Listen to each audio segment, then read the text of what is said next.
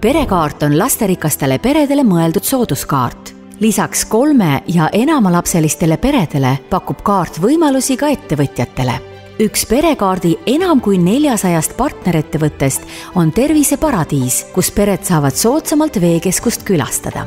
Me oleme perekaardi programmis olnud 4,5 aastat ja –40% on see, mida perekaardi omanikud meie teenuselt saavad ning hetkeks oleme jõudnud arusaamale, et me laiendame seda soodustuste hulka ja järgmiseks soodustuseks me pakume Neptun Grillis –10%.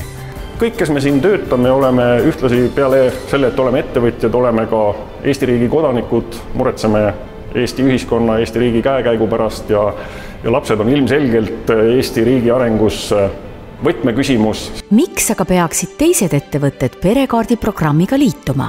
Esmajoones kindlasti perekaardi programmis osalemine on andnud tegelikult tagasi seda sisemist rõõmu, et me oleme suutnud pakkuda nendele peredele, kus on palju lapsi kasvamas, positiivseid ja häid emotsioone ja see laeng, mida sa saad tagasi säravatest silmadest, seda on nagu raske võib-olla isegi lausetega kirjeldada. Kui aga vaadata nagu numbreid, et meil on 1000 külastust aastas perekaardiga, siis kindlasti võib arvata ka seda, et see on laiendanud mõnel määral meie kliendibaasi ja toonud Terviseparadiisile ka täiendavat tuntust Eestimaa peal.